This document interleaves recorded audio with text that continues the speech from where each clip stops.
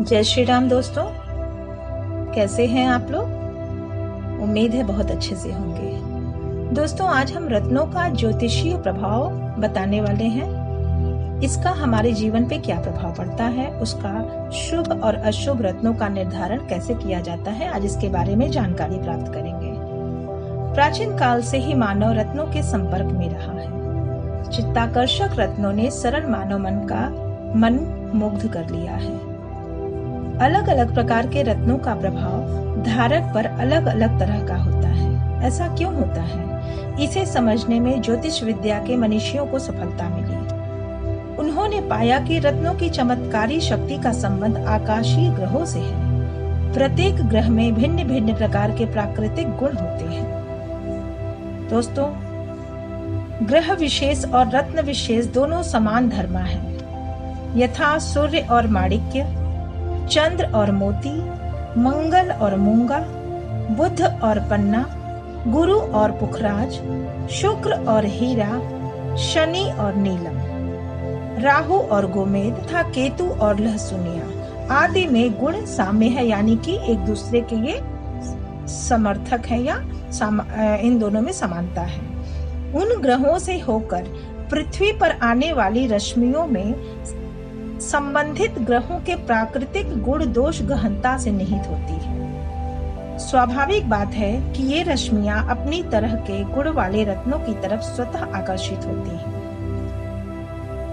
शुभ अशुभ रत्नों का निर्धारण कैसे किया जाता है। जातक के जन्मकालिक ग्रहों की स्थिति के आधार पर शुभाशुभ का निर्धारण किया जाता है। महर्षि पराशर द्वारा रचित होरा शास्त्रम में वर्णित सूत्रों के आधार पर पृथ्वी के किसी विशेष बिंदु पर शिशु के जन्म लेते समय ग्रहों, नक्षत्रों तथा राशियों में आकाशीय स्थिति को जन्म कुंडली में अंकित कर लिया जाता है। 12 विभागों में विभक्त किए गए आकाश के प्रत्येक विभाग या भाव में स्थित राशि के प्रतिनिधि ग्रह के अनुसार भाव, स्वामित्व और भाव स्थिति के आधार पर जातक के ग्रहों के शुभाशुभ का निर्धारण होता है। अतः उपयुक्त रत्न का चुनाव किसी पारंगत दैवज्ञ की सलाह से किया जाना अपेक्षित है, जो जानकार हो इसके। ग्रहों का जातक से कोई व्यक्तिगत वैर या लगाव नहीं होता। जिस प्रकार शिशु के जन्म से माँ बाप, भाई बहन, चाचा चाची, नाना नानी आदि सांसारिक संबंध स्वतः तय हो जाते हैं, उसी तरह जन्म समय की आकाशीय स्थिति के अनुसार ग्रहों और शिशु के आपसी संबंध भी बन जाते हैं। जैसे कर्मेश, भाग्येश, आयु कारक, मारक, पालक, विद्या, संतान,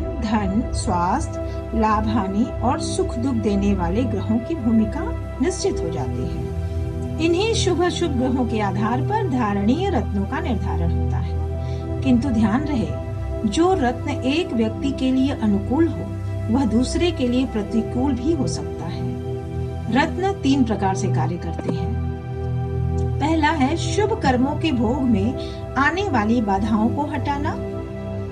दूसरा है अशुभ ग्रहों के प्रभाव से रक्षा करना।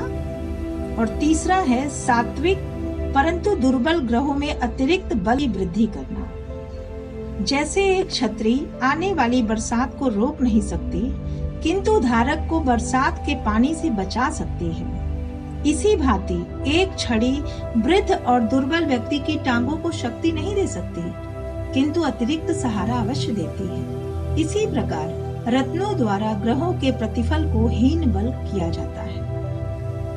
पुरुषार्थ के बिना भाग्य नहीं बदला जा सकता। जिस प्रकार एक किसान अपनी सूझबूझ से अपनी खेत की मेड़ को नीचा कर आवश्यकता के अनुसार जल को अपने खेत में खींच लेता है, उसी मेड़ को जरा ऊंचा करके अनचाहे जल को खेत में आने से रोक भी सकता है।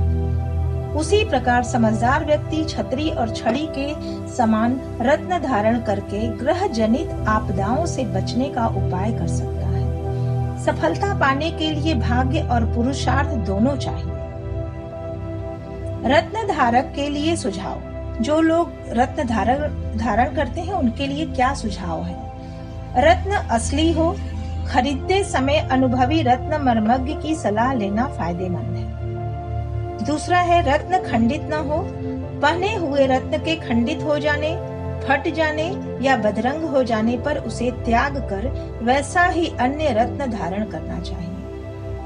तीसरा है संबंधित मंत्र के शुद्ध उच्चारण से विधि पूर्वक रत्न को जागृत करके धारण करना अधिक लाभप्रद होता है। नंबर 4, रत्न धारण करके यथाशक्ति दान भी करना चाहिए।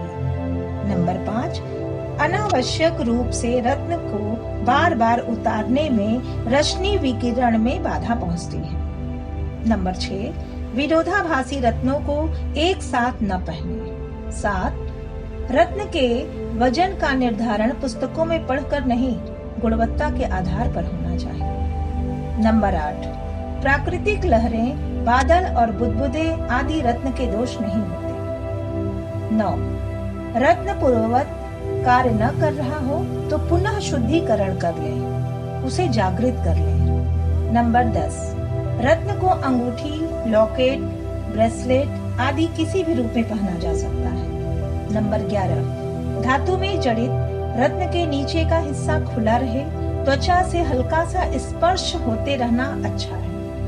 नंबर 12, अन्य किसी व्यक्ति को अपना रत्न प्रयोग न करने दें। नंबर 13, चोरी किया हुआ, छीना हुआ, कीमत न चुकाया हुआ, रास्ते से प्राप्त और अनजाने व्यक्ति का रत्न अभिशप्त होता है, उसे कभी धारण ना करें दोस्तों। नंबर 14, रत्न बहुमूल्य होते हैं, इन्हें खरीदने की क्षमता सभी को नहीं होती। उपरत्न अल्पमूल्य होते हैं, मगर वे भी अपना कार्य बखूबी करते हैं, बस उनका असर हल्का और धीमा होता है। नंबर 15, शनि का रत्न नीलम और शुक्र का रत्न हीरा विशेष प्रभाव वाले हैं, सभी को सहन नहीं होते ये, अतः परीक्षा के बाद ही धातु में जड़वाएं इनको। नंबर 16, उचित धातु में पहनने से रत्न के साथ धातु का लाभ भी मिलता है।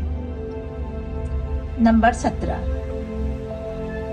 17, अगर रत्न पहनने हैं तो उसमें आस्था भी रखें, अन्यथा प्रयोजन सिद्धि में संदेह है।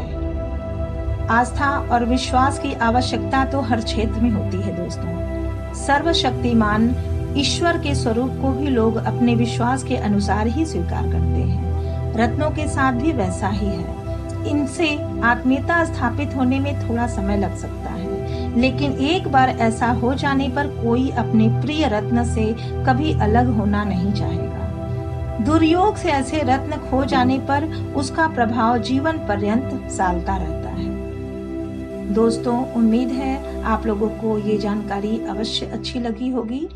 धन्यवाद, बहुत बहुत धन्यवाद। हर हर महादेव।